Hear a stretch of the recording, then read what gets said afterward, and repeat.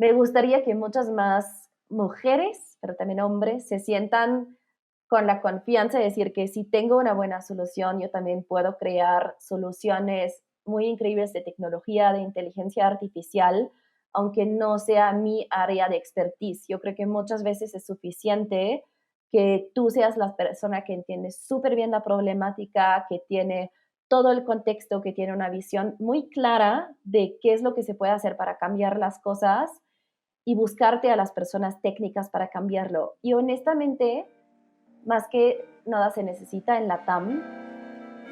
Hola, soy Magali Bejar y esto es Tiene que haber algo más. Acá desarmo la historia de profesionales valientes que transformaron sus carreras.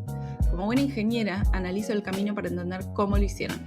Si vos sos un profesional avanzando en tu carrera, quizás quieras trabajar remoto. Todas las semanas mando un email con búsquedas de trabajo abiertas para que encuentres tu próximo desafío laboral más flexible. Son búsquedas no técnicas, de 15 áreas distintas, tanto en español como en inglés. Si quieres recibir el próximo correo, anótate en el enlace en la descripción de este capítulo. Estabas escuchando a Hannah Toppler. Ella es alemana viviendo en México y es CEO de Intrare. Es una startup social que crea modelos de inteligencia artificial para la colocación de talento diverso. Tiene una maestría en la London School of Economics y estuvo a cargo de desarrollar la estrategia de impacto en Oxfam, México. Hannah también trabajó con la Comisión Mexicana de Defensa y Promoción de los Derechos Humanos y con la representación de Alemania ante las Naciones Unidas en Ginebra. En esta conversación hablamos sobre la maduración de las startups que usan inteligencia artificial, cómo es la realidad de los refugiados cuando intentan conseguir un trabajo, los patrones de desigualdad que se repiten, por qué las plataformas para buscar remoto aceleran la exclusión. Cuando termines, escríbeme qué te pareció este capítulo con Hannah. Hola Hannah, bienvenida, tiene que haber algo más. Gracias por venir a conversar conmigo. Hola Magali, mil gracias por la invitación. Un placer total. Empecemos, vamos primero a la parte más tecnológica de esta conversación, porque la historia que tiene Hannah es espectacular. Contame por qué decidieron agregarle inteligencia artificial a un producto como Intrare. Claro, pues creo que para explicarlo tengo que contar un poco de qué es lo que nosotros hacemos. Intrar es una startup social donde en este momento ya ofrecemos todo un producto SaaS de gestión de reclutamiento a empresas con el objetivo de que puedan ser más eficientes, pero súper importantemente que puedan trabajar de una forma incluyente, incluir a todos los talentos, incluyendo talento diverso en sus procesos de contratación y además incluyan también talento diverso que nosotros sourceamos en sus procesos, ya sean refugiados, mamás solteras, personas en la comunidad LGBTIQ, todo eso. Y la verdad, cuando empezamos, era algo totalmente de nicho. Nadie sabía ni qué era el talento diverso y pues empezamos a trabajar súper manualmente, buscando esas personas diversas, vinculándolas con empleos, hablando con las empresas para abrir esas puertas y nos dimos cuenta súper rápido que para hacerlo a escala necesitábamos obviamente meterle tecnología y buscamos como, ok, para vincular ese talento con buenos empleos, ¿qué algoritmos hay ya que podemos usar? Pero Magali, todo lo que encontramos fueron algoritmos que a lo mejor fueron con keywords que no son tan buenos o algoritmos más sofisticados que estaban bien sesgados. Entonces, en ese momento yo me puse básicamente a investigar quiénes estaban trabajando en crear inteligencia artificial o algoritmos para quitar sesgos. Y me encontré con unos científicos de datos en Estados Unidos que habían trabajado en algo espectacular, con un premio Nobel de Economía. Yo dije, les voy a escribir, nunca me van a contestar, pero hay que tomar las chances. Entonces, pues resulta que sí me contestaron, les encantó la idea y empezamos a construir nuestros primeros modelos en conjunto con ellos, ya como cambiando completamente el approach al reclutamiento. Me encanta. ¿Por qué crees vos que las soluciones actuales, para alguien que no viene de la industria ni de recursos humanos ni de tecnología, ¿por qué crees vos que todas estas plataformas que existen, como cuando vos buscas trabajo en, por ejemplo, LinkedIn, que lo usamos mucho en Latinoamérica, tienen sesgos que aceleran la exclusión de personas que son diferentes? Uf, eso sí es una súper pregunta. O sea, creo que uno, al final lo que pasa es que en los procesos normales, más tradicionales de reclutamiento, la verdad no se usa tanta tecnología en filtrar candidatos, ¿no? Entonces, bastante manual. Y lo que pasa ahí es, al final, eso se hace por humanos y los humanos tenemos sesgos. Aunque yo esté trabajando en eso por años, no me puedo quitar todos esos sesgos de la mente. Entonces sigo pensando, a lo mejor cuando vea a una mujer súper joven, ella sí podría ser experta en finanzas, ya sabes. Puede ser un sesgo que ni me dé cuenta, pero que está ahí en mi cerebro. Entonces, yo creo que es bien importante como tener eso súper consciente. Obviamente no es bueno, pero toma mucho tiempo trabajarlo y quitarnos esos sesgos, ¿no? Entonces, tenemos eso. Y luego ya cuando se mete mucho más tecnología y algoritmos, el tema es que esos aprenden de los datos históricos de cómo se ha contratado. No solo aprenden, sino optimizan por los patrones que encuentran en esos datos. Entonces, si un patrón es que una empresa casi pues, recibe, digamos, el 50% hombres y el 50% mujeres para una posición de ingeniero, pero la empresa selecciona como el 90% hombres, pues el algoritmo aprende eso, ¿no? Y creo que es súper importante tener eso claro porque los algoritmos optimizan por los patrones que ven, entonces siempre acabamos justo con inteligencias artificiales que a lo mejor son súper poderosas, pero tienen esos sesgos. Y creo que un súper ejemplo, si no lo han visto, es si usan Midjourney, que es esta app donde puedes generar imágenes increíbles con inteligencia artificial. La verdad es increíble, yo la uso mucho, pero cuando pones, por ejemplo, dame una imagen de una persona abogada, te van a salir así como 4 hombres blancos, no te sale ni una mujer, ni una persona de color. Entonces, justo creo que eso muestra súper bien cómo se ven esos sesgos en la práctica. Ujú.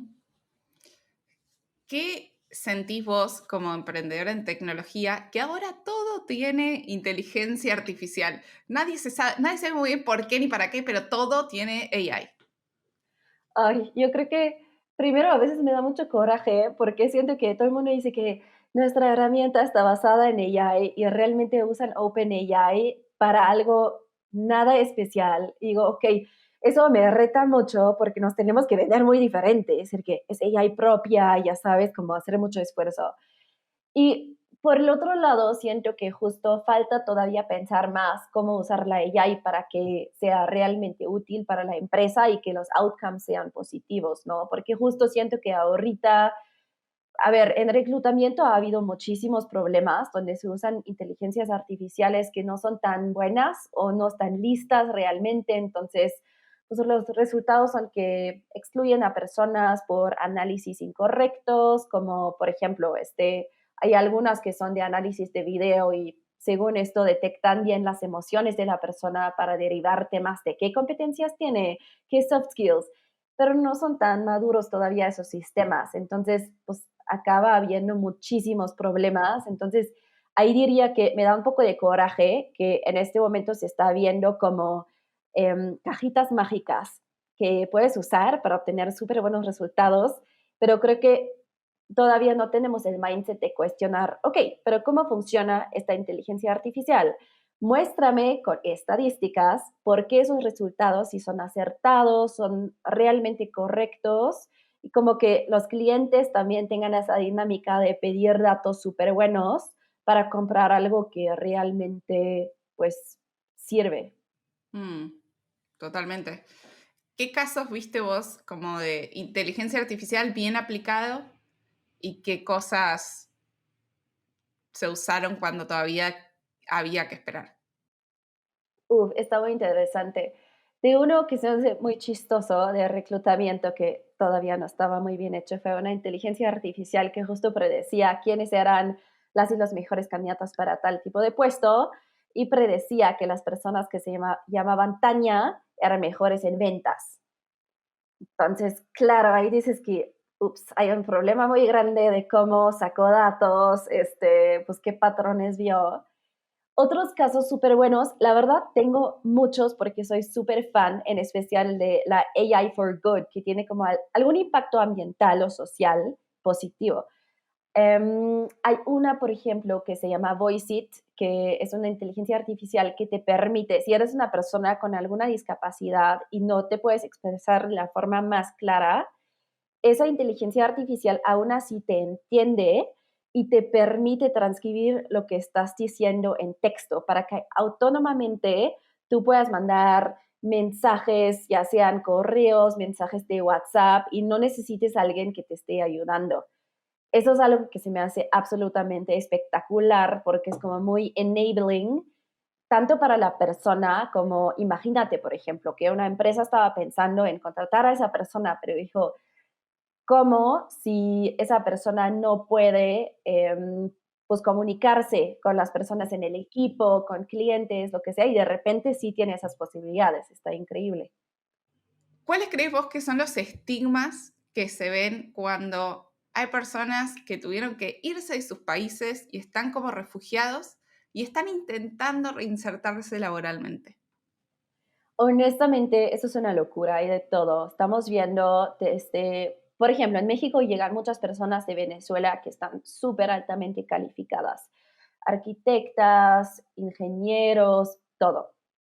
Y lo que pasa mucho es que la gente piensa, bueno, pero tienen su título de otro país y lo valoran menos, valoran realmente menos la preparación que de alguien que viene de México. También nos pasa mucho, pues obvio, viene mucha gente de países de Centroamérica, de Haití, que normalmente pues tienen una educación más básica en promedio, y vemos un montón como de estigma de que no, están robando empleos o que traen crimen a México, que realmente es al revés, ellos están huyendo del crimen y quieren construir una nueva vida y se enfrentan mucho con eso. Y la verdad, sí vemos que es súper, súper común. Mm.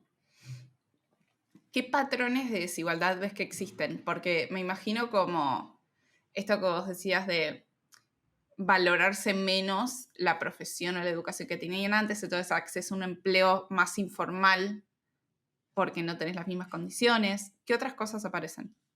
Cañón. Sí, depende mucho del grupo, pero por ejemplo, con refugiados vemos que me parece que el 80% está en empleos informales, eso es muchísimo más alto que el promedio de la población. Tienen una probabilidad muy alta de estar en pobreza y eso es mucho peor todavía para otros grupos. O sea, con personas trans en México, imagínate, el 96% están en desempleo porque no es posible encontrar oportunidades de empleo seguras, ¿no? Entonces hay muchas desigualdades y lo que vemos mucho es que afecta, obvio, todavía más a las mujeres. Entonces, un patrón súper común es que las mujeres del grupo que sean, ya sabes, si son simplemente, pues tienen más de 60 años o son migrantes o son mamás solteras, muchas veces acaban en los empleos peor pagados, muchas veces en temas de limpieza, que son también pues, mucho más veces informales. Y pues pasa realmente porque muchos empleadores piensan que, ella seguro no tiene compromiso con su empleo porque tiene todo ese contexto. La realidad es que es muy al revés. Estamos viendo que particularmente las mamás solteras se me hace absolutamente increíble. Son las personas donde dices que no sé cómo le hace, pero tiene el mayor compromiso, sabe que no puede fallar porque sí necesita traer comida a la mesa, tiene que proveer, quiere que crezcan sus hijas y hijos, entonces sí quiere comprarles sus libros, ¿sabes? Entonces, creo que muchas veces las dinámicas son al revés de lo que nos imaginamos, pero lo hemos visto mucho en datos. Acabamos viendo justo que en una dinámica normal, con los sesgos que hay hoy en día, las mujeres ganan muchísimo menos con la misma preparación que los hombres. Pues sí, que pues sabemos por datos de mercado laboral que es así en todos los lados, pero sí está muy fuerte verlo de primera mano y ver cómo suceden esas contrataciones, ¿no? O sea, cómo el empleador toma esas decisiones, no por mala intención, sino realmente como por los patrones de pensamiento que hay. Hago una pausa a este capítulo para contarte una novedad. A mí lo que me pasaba en mis primeros años de carrera era que sentía que la persona que yo podía ser en una entrevista y todo el valor que le podía agregar a una empresa no se transmitía ni en mi currículum ni en mi perfil de LinkedIn. he mandado cada currículum que tenía. Errores, formatos desactualizados que no jugaban a mi favor. Entonces tuve que pasar años iterando y aprendiendo todo eso hasta que pudiese destacar quién era yo fuera de internet para que se pudiese mostrar quién era y el potencial que yo podía agregar. Si a vos te pasa algo parecido, es muy normal porque de pronto toda nuestra información está en internet y antes nunca lo tuvimos que hacer. Sobre todo si vos trabajás tanto en relación de dependencia como freelance, todo el tiempo tenés que mostrar cuál es el valor que agregás, tus oportunidades. Ahora, abrimos una masterclass para que en 2 horas podamos recorrer todos estos conceptos de presencia online. Cómo hacer tu LinkedIn, tu CV, si tener o no una web personal o tu portfolio. Y cómo destacarte entre la cantidad de personas que están compitiendo por las mismas oportunidades que vos. Si esto resuena con vos, es una clase en vivo de 2 horas conmigo que la vamos a hacer el 17 de junio de 6 a 8 pm horario Argentina y Uruguay. Y vamos a poder resolver, como es en vivo, tenemos la posibilidad de tener un espacio de preguntas donde vos podés venir con tu caso y analizamos casos muy concretos para que te lleves toda la información que necesites y lo puedas usar después. Si vos te querés sumar a esto, te podés anotar en tinequehaberalgomás.com/LinkedIn y ahí está toda esta misma información que yo te estoy contando. Espero verte ahí y ahora sí volvemos con el capítulo. Claro, es que tenemos cosas muy incorporadas que no nos damos cuenta, pero nos gusta lo parecido a nosotros. Entonces, por eso pasa que si vos vas a una universidad, contratás a los que fueron a la misma universidad con vos y todos terminan siendo iguales, porque no nos gusta mucho lo diferente como humanos. Totalmente, sí. Hanna, necesito que nos des un baldazo de realidad a todos los que estamos escuchando este episodio ahora, porque probablemente no nos imaginemos qué tiene que pasar una persona que está emigrando por situación de fuerza mayor, ¿no? Porque emigra porque quiere buscarse un trabajo cool a Europa, ¿sí? Personas que le están pasando mal en sus países y tienen que irse. ¿Qué cosas viste vos que son comunes que pueden pasar en estos contextos que no nos podríamos imaginar desde la comodidad de escuchar este podcast? Está increíble todo lo que pasa, la verdad. Creo que de las historias más fuertes que he escuchado, he hablado con muchas personas que llegan de Venezuela a México y no sé si alguien aquí ha escuchado del Darién. Es una parte, pues, que tienen que cruzar, que es realmente una selva, pero también es una zona muy tomada por el crimen organizado y es, yo creo, de las partes más peligrosas que existen en el mundo por las que puedes pasar. Entonces, ninguna persona que tiene otra oportunidad en la vida cruzaría por ahí. Y aún así, una cantidad increíble de personas, millones de personas, han pasado por el Darién para buscar una mejor vida. Entonces, ahí justo hay muchos temas de crimen, obviamente hay mucho secuestro, hay mucha trata de blancas. Yo creo que mucha gente no se imagina que ser migrante involucra el riesgo de que tú seas víctima de trata o, en su caso, que tus hijas e hijos sean víctimas de trata. Y son personas, yo diría, muy irresponsables. Entonces dicen que esa es la mejor opción. Hay que pensar como lo mal que es la situación de la que están huyendo, ¿no? Lo mismito pasa con las personas que llegan a Centroamérica, donde a mí lo que se me hace horrible es que muchas veces son historias donde las personas primero vivían en una ciudad, no sé, vivían en San Salvador y dijeron que, pues ya no puedo seguir aquí porque el crimen organizado está creciendo muchísimo, se van al campo, pero en el campo ya no hay oportunidades porque esa es una zona del mundo que está súper afectada por sequías, justo por el cambio climático, y luego cuando hay sequías, las lluvias afectan mucho el terreno. Entonces, antes había muchísima agricultura, y ahorita está muy afectada, hay mucho menos trabajo. Entonces están como entre todos los lados y están como entre pobreza, violencia. A muchas mujeres también les afecta mucho la violencia doméstica en esa zona, entonces muchas veces tienen que huir solas con sus hijas e hijos, que lo hace todavía mucho más peligroso porque las mujeres son mucho más target de violencia en el camino.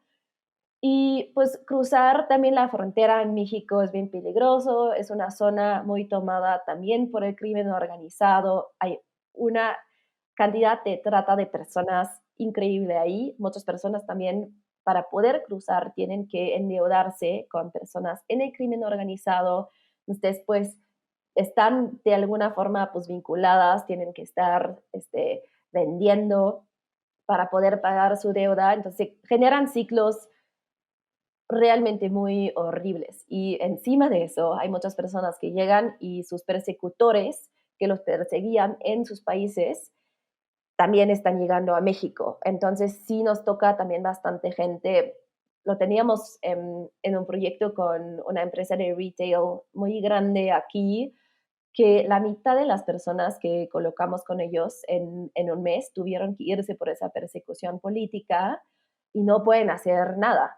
Están tan en peligro que tienen que irse. Entonces, creo que todo eso no es como para decir que, pobres, no, es más bien para decir que a veces hay que imaginarse las cosas por las que pasaron y lo impresionante que es que aún así siguen adelante con tanta fuerza y ganas y decir que yo sí quiero ser parte de este país y hacerlo mi nueva casa. Siento que como esa voluntad que tienen es algo honestamente muy, muy inspirador. Y además no hay como acceso a un sistema que te pueda salvar. Porque, digo, todas estas, como el ejemplo que vos acabas de dar, de deudas para salir, o sea, no hay un gobierno, un Estado, una institución que te pueda sacar de ese ciclo. No, sí, está súper limitado lo que existe.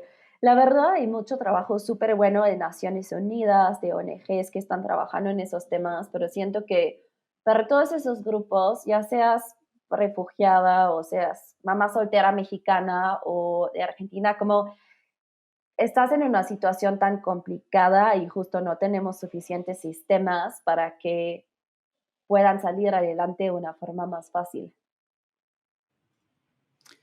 Vos tuviste una experiencia de muy jovencita, que es ir a hacer un voluntariado para enseñar inglés en África. Quiero saber qué aprendiste de esa experiencia. Wow, qué buena pregunta. Esa fue una experiencia que yo diría me cambió la vida. La historia es un poco que yo no supe qué hacer a esa edad. Vengo de un pueblo bien chiquito de 30,000 personas y la verdad yo estuve así como sin inspiración, no supe qué hacer con mi vida. Dije, quiero hacer algo increíble, ya sabes, pero no había nada alrededor de mí que me llamaba. Dije que voy de viaje. Entonces viajé por todo el oeste de África, un viaje súper loco si lo pienso ahora fríamente, pero estuvo increíble y justo llegué a Ghana para ese voluntariado y es algo súper clásico del voluntariado. Llegas, das clases de algo a niñas y niños y fue así orfanato y escuela de primaria, ¿no? Y yo a las 2 semanas dije: "¿Qué es esto? Yo no sé enseñar inglés, yo no soy maestra, yo no sé nada". Entonces, sí tuve un momento donde dije: "Qué extraño sistema", y aparte como me metía mucho a entender un poco por qué la economía de Ghana seguía teniendo tantos temas, y eso que Ghana es de los países como más estables, del continente, ¿no? Y empecé a ver, o sea, temas como ya más ñoños de los problemas de políticas de comercio y todo lo que estaba realmente pues deteniendo el país y dije que sí estaba un poco mal que yo esté aquí pensando que hago algo bueno, enseñándoles a niños algo que yo no sé enseñar, mientras el problema que ellos tienen es que mi país tiene políticas súper abusivas de comercio, de pues, colaboración, donde después de colonializar a este continente, lo seguimos manteniendo en esa posición. Y dije que ya sé qué voy a hacer, yo voy a estudiar ciencias políticas y voy a aprender cómo hacer un cambio. Entonces, para mí sí fue pues un momento de epifanía súper grande. Me encanta. ¿Sentís que este tipo de voluntariados ayudan en algo o hacemos a veces más daño o nos engañamos a nosotros mismos que si estuviésemos haciendo como una ayuda más sistémica? Qué buena pregunta. Lo estaba discutiendo fervientemente con amigos hace poco y yo dije, no, yo creo que esos voluntariados justo hacen más daño, dan también una falsa impresión a las personas en el país, como que generan esa dinámica de white savior que llega a dar algo bueno y realmente no sirve mucho. Muchas veces están no está pensado de una forma sistémica, está diseñado por personas que no conocen el país, no conocen las necesidades, ¿no?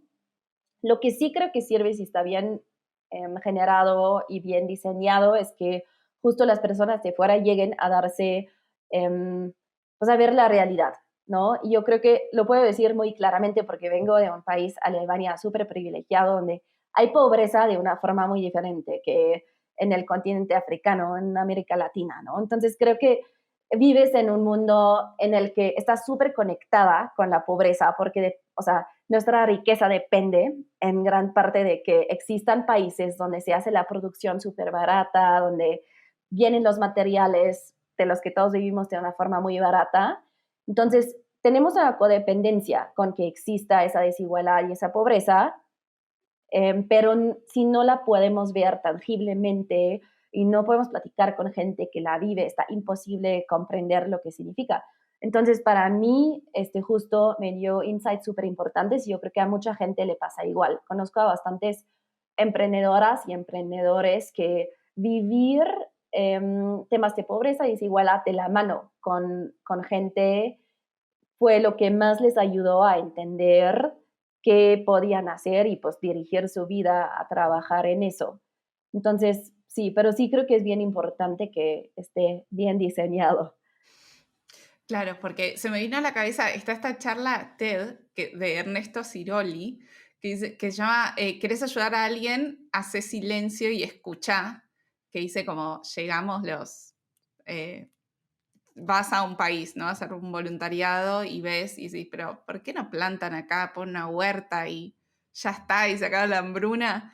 Claro, pones ahí la lechuga y al día siguiente te viene un hipopótamo que te come la huerta, entonces, claro, como que opinamos desde afuera sin entender, porque creemos que es obvio la solución cuando claramente no es obvia si no ya lo hubiesen hecho. Totalmente, sí, exacto. Me encanta. ¿Por qué decidiste probar crear una solución para ayudar a refugiados a conseguir su próximo trabajo? Uf, creo que es un tema que me llamó mucho, también por mi historia personal, como, bueno, como mucha gente de Alemania, yo crecí con abuelos que habían estado en la Segunda Guerra Mundial. Creo que a mí me costó muchísimo entender eso y decir, ¿cómo es posible que participaron en un régimen que cometió la peor atrocidad en la historia del mundo? Entonces creo que como le di muchas vueltas a eso, intenté entenderlo mucho y sí siempre llegué como a pensar, o sea, lo interesante es que ahora Alemania dice que eso nunca puede pasar de nuevo, tenemos esa conciencia, pero en el 2015, cuando empezaron a llegar muchas personas de Siria, hubo un backlash horrible y aunque había mucha cultura de Refugees Welcome, había también mucha cultura en contra. El partido de ultraderecha surgió con base en esto, se aprovecharon completamente para hacer una campaña súper sucia. Luego estuve en Londres justo para mi maestría y pasó Brexit y pues una gran razón fue el rechazo hacia migrantes. Mucho contra migrantes del este de Europa, que también había mucho racismo en contra de ellos. Y se me hizo súper interesante ver en México que aunque había y hay muchísimos migrantes y refugiados llegando, no hay tanto rechazo. Y creo que pasa lo mismo con otros grupos diversos.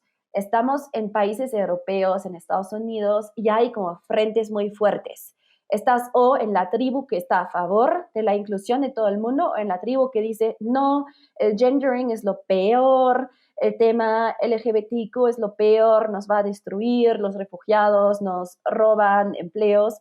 Entonces ya está como muy polarizado. Dije, está increíble ver un país como México donde sí hay polarización, pero está mucho más baja. Y si podemos establecer realmente un sistema aquí que funcione para la inclusión, lo podemos expandir a otros países, ¿no? Entonces dije que hay que intentarlo, porque yo creo que honestamente, si no logramos ser incluyentes en la sociedad, no funciona la sociedad en sí, porque siempre tenemos que convivir, todos somos parte de la misma sociedad y si está tan fragmentada es algo que siempre va a afectar a todo el mundo.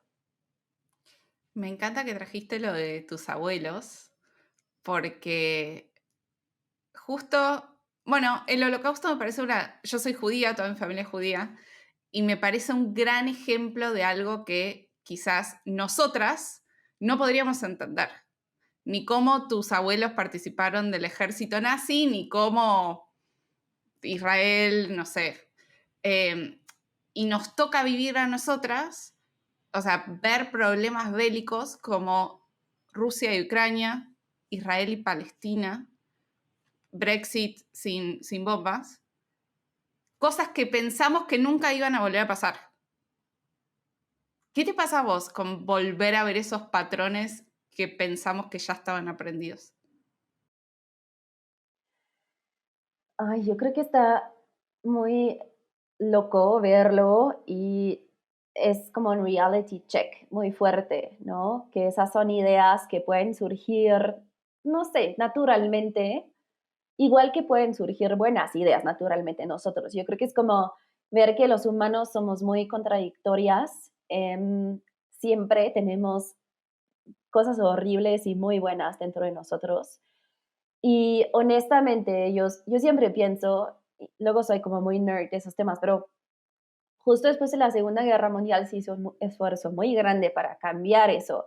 Yo creo que luego la gente no lo tiene tan claro, pero en Alemania, la generación de mi mamá, por ejemplo, aprendieron pensamiento crítico de una forma súper activa en la escuela porque los de Estados Unidos que implementaron el Marshall Plan dijeron que en los alemanes no vamos a confiar. Ellos claramente están un poco distorsionados en este momento, tenemos que ayudarles a que piensen de otra forma. Entonces, realmente les enseñaron a pensar sus propias ideas, a criticar, ¿sabes? Como tener realmente como discusiones y cuestionarse. Y creo que es un súper ejemplo de algo que puedes hacer para poner los fundamentos, porque no creo que la solución sea decir que necesitamos una ideología tal, la ideología de la inclusión, la ideología de tal. Necesitamos que realmente todas y todos estemos involucradas en el debate y que tengamos un espacio. Y creo que algo similar pasó con la Unión Europea, que también se fundó porque todo el mundo dijo, bueno, si queremos paz, tenemos que trabajar más fuertemente en conjunto. Entonces empezaron a hacer como pues sí, las organizaciones previas a lo que luego se convirtió en la Unión Europea y funcionó. En realidad, si tú preguntas ahora a mi generación en Alemania, en Francia, todo el mundo se siente europea y de su país. Pero eso sí es algo súper valioso como para cambiar nuestros mindsets. Y a mí me pasa mucho que creo que todos esos temas como perdieron coolness y perdieron como interés, pero ahorita están pasando de nuevo muchas cosas, justo como en Estados Unidos la polarización está, la verdad, fatal. Muchas de mis amistades de Estados Unidos están pensando en mudarse porque ya no soportan vivir allá. Estamos viendo situaciones justo como pues el conflicto Israel-Palestina que está dividiendo a todo el mundo.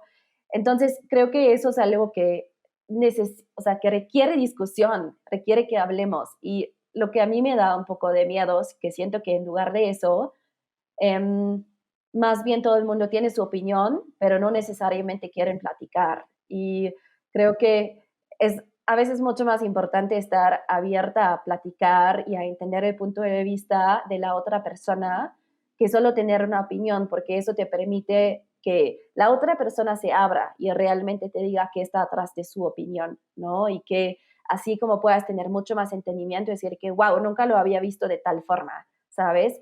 Y lo vemos mucho, como volviendo a un ejemplo así, acá cuando empezamos a trabajar con personas trans en México, muchas personas en empresas nos decían, no, no podemos, es súper difícil, aquí hay mucha transfobia todavía y así. Dijimos, ok, trabajémoslo juntos con un piloto muy chiquito. Y yo creo que lo interesante es que empiezas a ver los cambios de mindset en el momento en el que alguien que, por ejemplo, es jefe de equipo, ya tiene a una persona trans en su equipo y empiezan a ver lo que tienen en común, se echan unos chistes, van a comer juntos, ¿sabes? Y de repente cambia completamente. Lo dejan de ver como la persona trans que está imponiendo una agenda a la persona de mi equipo que también le encanta, no sé, ver el foot o sabes que le gusta ir a correr al parque o no sé, le gusta la comida china. como transformamos nuestras ideas. Entonces, sí es algo que siento tenemos que honestamente volver a trabajar como con mucha intensidad. Ujú. Es que me gusta este ejemplo de la persona trans porque probablemente tenga muchas más cosas en común que lo distinto. Sobre todo viviendo en la misma zona geográfica, trabajando en una misma empresa. O sea, va a haber mucho más en común. Y me parece importantísimo esto que dijiste, lo de volver a ejercitar el pensamiento crítico porque lo estamos perdiendo y está mucho peor porque ahora tenemos internet y estos algoritmos desastrosos de la desinformación. Y ahí es cuando todo empeora. ¿Qué hacemos con estos algoritmos que no son for good, son destructivos? Ay, honestamente, esa es una pregunta que me supera, no sé. Y se me hace una gran pregunta porque va a seguir aumentando, ¿no? Al final, cada vez cómo recibimos nuestra información, pues está mucho más determinado por eso. Em, yo honestamente sí creo que se necesita un movimiento de cambiar cómo hacemos AI y sí creo que hay que cambiar también la regulación. Y sé que eso no es popular, pero es súper importante para que no haga tanto daño. Y no sé si, chance, algunos que están escuchando han visto que la Unión Europea sacó una nueva regulación que está bastante más estricta de lo que hay, pero justo como va a decir que hay cosas que son peligrosas y no deben de estar permitidas hasta que sepamos que pueden hacerse de forma segura. Yo creo que justo con esos algoritmos, sí está súper claro que están fomentando ideas más extremas, pues es algo que de esta forma no debería de estar permitido. Entonces yo sí siento que se necesita más accountability, se necesita regular un poco más, no en el afán de ir en contra de la innovación para nada, pero yo creo que sí se necesita pues tener un entendimiento común de que súper, ¿quieres construir una inteligencia artificial para mejor acceso a la información? Buenísimo. Entonces piensa de inicio cómo hacerlo de una forma que no empeora el mundo. Siento que es como básico, ¿sabes? Ni tiene que ser el algoritmo más for positive impact del mundo, pero que por lo menos no sea negativo.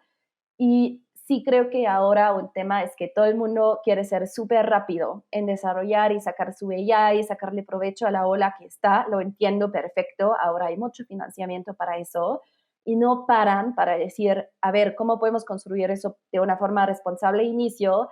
Que la verdad puede tomar más tiempo porque requiere mucho más curas, pues curar los datos que usas, a lo mejor tener capas extra, tener métricas adicionales que mides para ver pues qué tan negativo o positivo puede ser el impacto de lo que estás generando, pero creo que sí se puede hacer y aún así generar mucho profit. Ujú. También o sea, todo lo que estás describiendo no es un problema inherente de la inteligencia artificial. Esto ya estaba desde antes solo por la tecnología y la combinación con Internet. O sea, un caso para mí perfecto es el de Cambridge Analytica. En las elecciones de 2016 agarraron a las 90 millones de personas que no estaban polarizadas si eran republicanos o demócratas y le empezaron a mandar publicidad hasta que lograron que voten a favor de los republicanos. Y eso no es inteligencia artificial, eso es como gente con plata queriendo el poder, aprovechándose de personas que no están muy decididas. Ujú. Sí, y la verdad siento que está difícil. Tampoco sé qué sería la solución a eso, porque sí creo que un problema es que ahora ya está tan concentrado el poder en quienes tienen los datos de todo el mundo que genera riesgos súper altos, mucho más allá de Sí, lo que ya ha pasado. total. ¿Cómo hiciste vos para que la ONU te dé financiamiento para armar el primer equipo a tiempo completo? Uf, eso no es fácil. No sé si sea el mejor camino para empezar, porque la ONU es bastante No demandante. suena nada fácil. No, la verdad, lo que nosotros hicimos fue, yo no tenía experiencia emprendiendo, ¿ok? Yo no sabía que era un emprendimiento, no conocía a nadie que lo estaba haciendo y cuando empezamos yo tenía mi trabajo de tiempo completo y empezamos así con proyectos piloto en nuestro tiempo libre.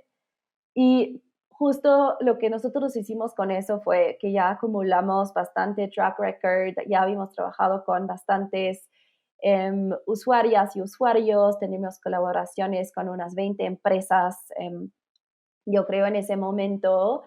Y justo ahí una agencia de Naciones Unidas dijo, queremos hacer un pequeño proyecto con ustedes y ya nos conocían. Entonces creo que como lo que hicimos fue decir, sabemos que en este ámbito nadie da dinero sin que tú muestres primero que sí lo puedes hacer.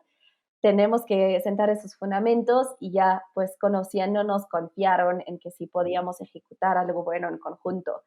Y creo que al final, honestamente, para el tipo de emprendimiento que hicimos, que requiere mucho desarrollo, mucho pilotaje, en nuestro caso, pues mucho desarrollo de tecnología, inteligencia artificial, es algo que toma mucho tiempo y en la región de LATAM es muy difícil acceder a financiamiento, no sé, de impact investors, de VCs para eso de inicio, porque no están tan aventureros en la zona de pues darte financiamiento sin que tengas súper buenos números.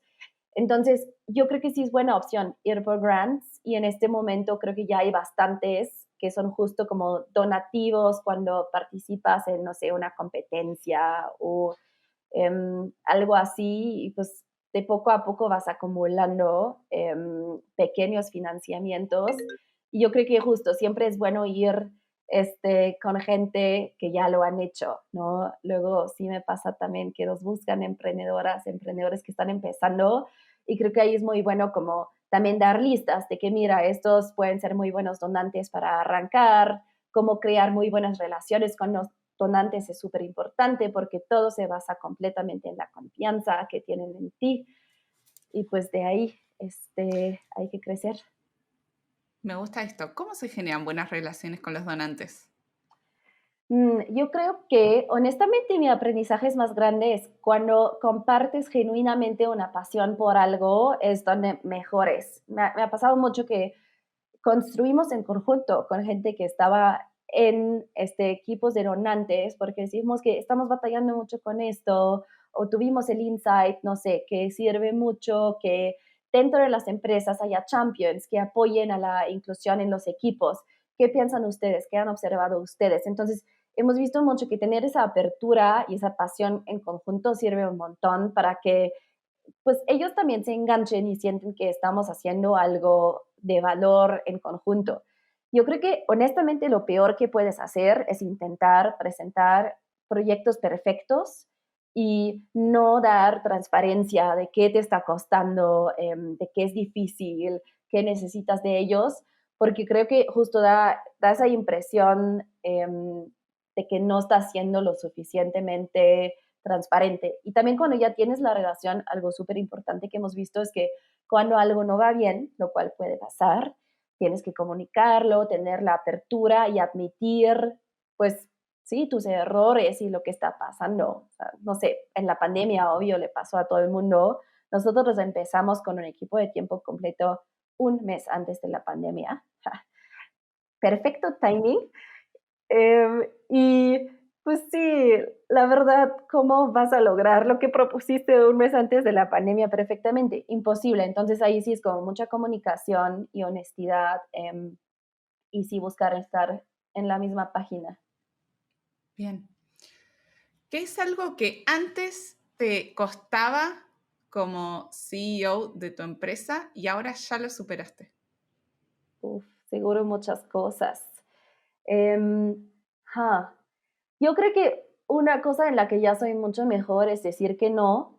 Me pasaba muchísimo que cada oportunidad que llegaba, cada invitación a una reunión, a una plática, a lo que fuera, no pude con el FOMO de no estar o decir que no, es que es una oportunidad, necesito tomarla porque es mi rol.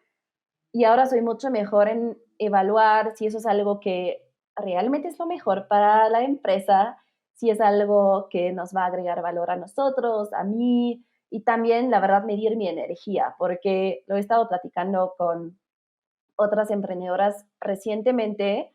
También muchas cosas en nuestro trabajo drenan mucho porque tienes que estar, por ejemplo, cuando vas a conferencias, tienes que estar al 200% cada segundo porque ahí sí cada conversación es una oportunidad. Entonces, a veces, por ejemplo, si tienes que decidir, voy a 2 conferencias, una directamente después de la otra, no eres mala CEO por decidir que no.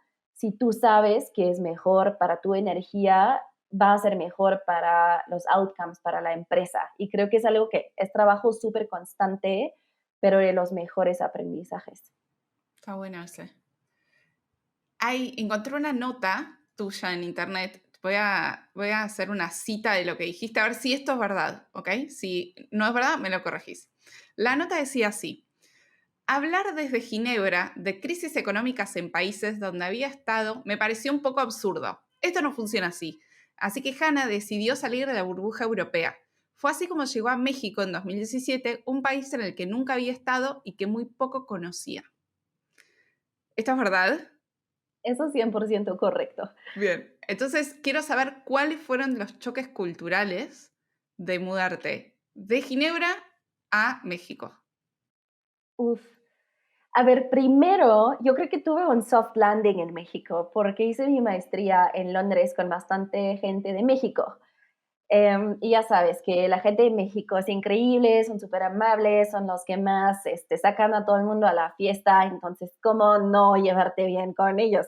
Entonces, llegué, la verdad, con amistades increíbles a México y eso para mí fue increíble porque creo que a súper diferencia de si alguien me cuenta cómo es para ellos mudarse a Alemania, que es como meses de sufrimiento hasta que tengas una amistad real, en México es al revés.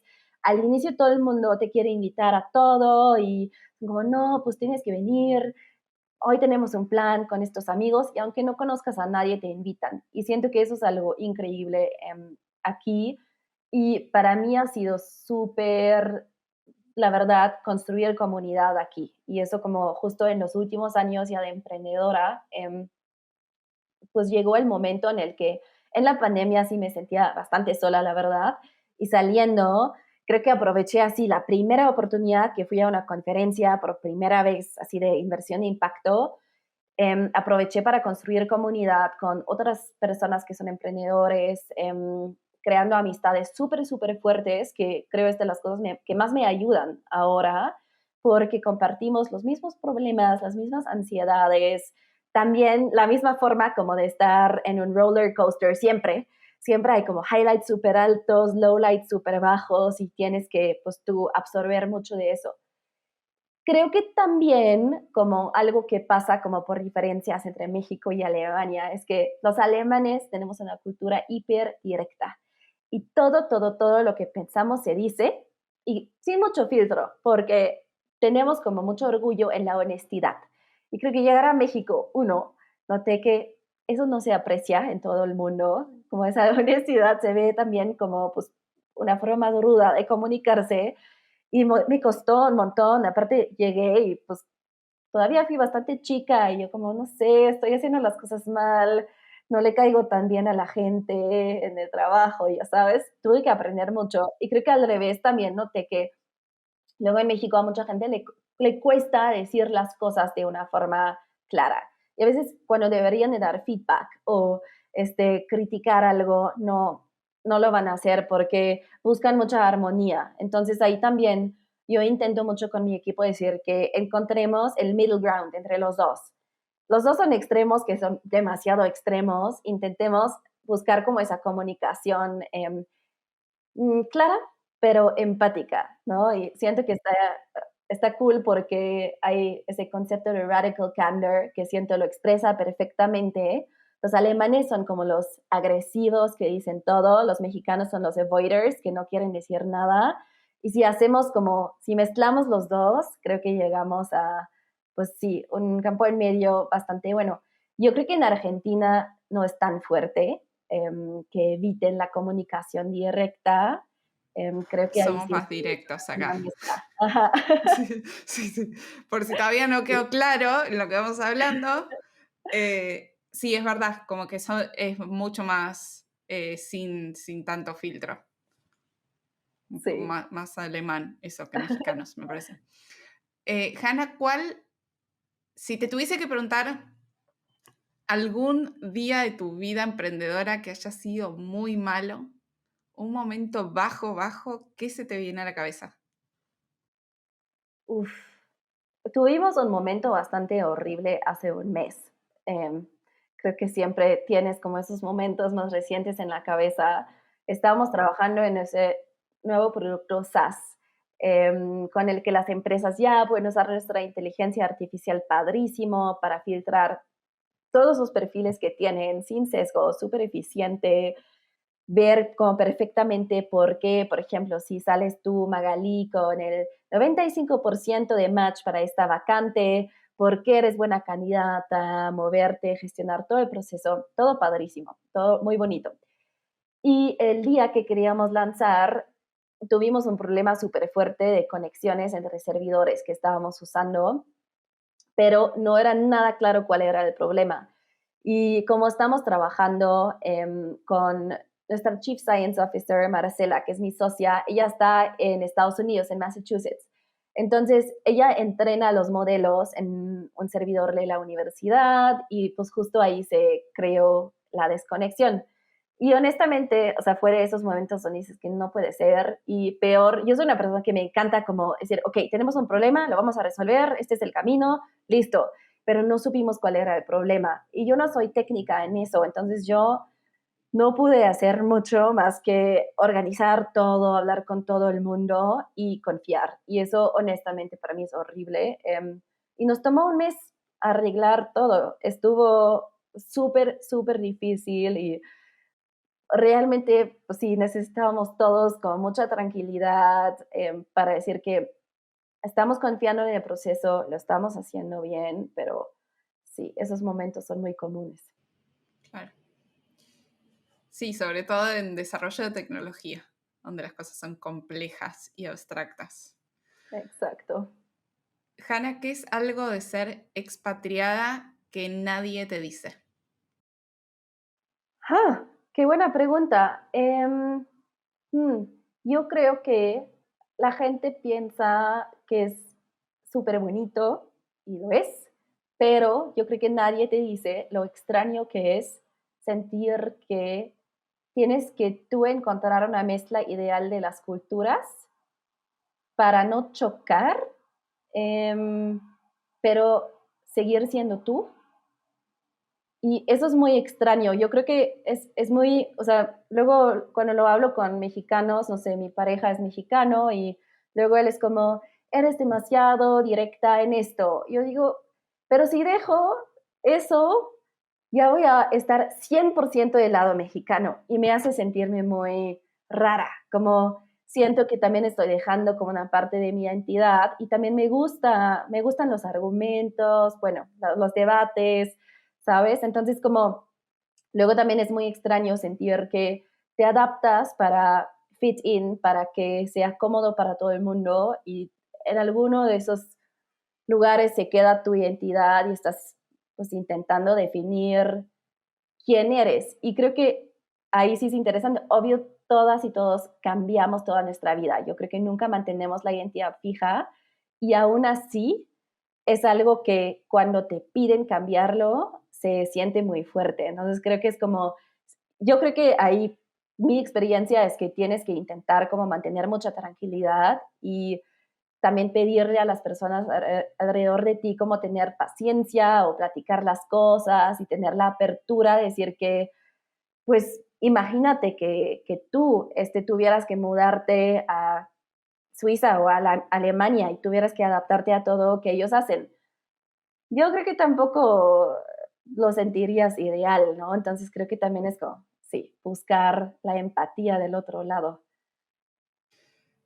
Está bueno esto, porque todo el tiempo tenés que estar como acomodándote un poquito para encajar. Y eso lleva mucha energía. Y en un ambiente donde también pasa mucho eso es donde vos estás ahora, que es en emprendimientos que quieren levantar rondas de inversión. Porque técnicamente todo el capital de riesgo va solamente 2% a emprendedoras mujeres. Porque volvemos a que nos gusta lo parecido a nosotros y si son hombres decidiendo a dónde va el dinero, es más fácil que vaya a alguien parecido. Vos que estás metida en eso, o sea, que lo ves de primera mano, ¿Cómo crees que se empieza a desarmar esa narrativa? Ay, sí, yo creo que una cosa súper importante es que hay más y más mujeres en los fondos, honestamente. Y yo veo que también muchas veces tienen un approach diferente, justo les interesa entender muy bien a las emprendedoras, a los emprendedores, como si no irse con la primera impresión, sino realmente entender qué está atrás. Y creo que también tienen otro entendimiento de qué buscan, porque a mí me pasa mucho que cuando yo escucho a amigos, hombres que son emprendedores, hacer el pitch de su negocio, digo que están inflando todo 100 veces. Yo no hago eso, no es mi personalidad. Y yo creo que mucho menos, pues creo que los alemanes son como súper precisos, no les gusta, les parece como muy sospechoso cuando la gente exagera. Entonces a mí me cuesta mucho como superar eso un poco y pues sí, de contar las historias buenas de una forma muy cool, pero sí me pasa también que digo que tampoco quiero inventar de tal nivel como lo hacen, la verdad, muchos hombres emprendedores porque así lo han aprendido, ¿no?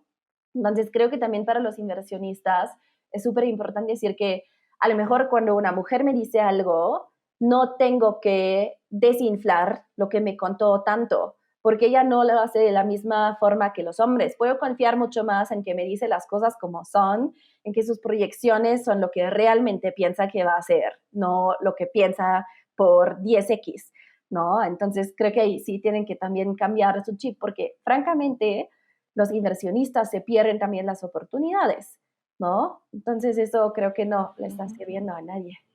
Buenísimo, buenísimo. Voy con la última pregunta para que no llegues tarde al siguiente compromiso.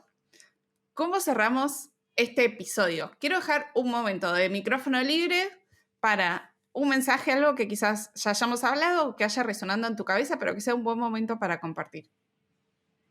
Uf, qué buena pregunta.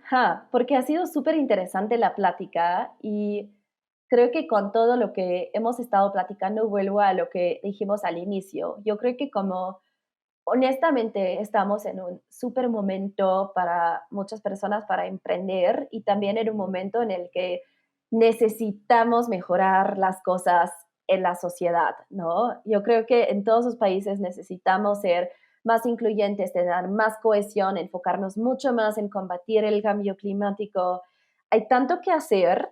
Yo creo que es algo súper emocionante y yo creo que para mí es súper importante también decir que me gustaría que muchas más mujeres, pero también hombres, se sientan con la confianza de decir que si tengo una buena solución, yo también puedo crear soluciones muy increíbles de tecnología, de inteligencia artificial, aunque no sea mi área de expertise. Yo creo que muchas veces es suficiente que tú seas la persona que entiende súper bien la problemática, que tiene todo el contexto, que tiene una visión muy clara de qué es lo que se puede hacer para cambiar las cosas y buscarte a las personas técnicas para cambiarlo. Y honestamente, más que nada se necesita en la TAM, porque creo que aquí todavía nos falta como no hay tanto financiamiento para esto, da miedo, honestamente, porque sientes que no, pues está muy difícil hacerlo funcionar, pero yo creo que es un continente en el que esas soluciones son súper necesitadas y pues igual, como nosotros lo hicimos en colaboración con universidades en Estados Unidos, yo diría que sí se puede y a veces simplemente hay que arriesgarse y hacerlo.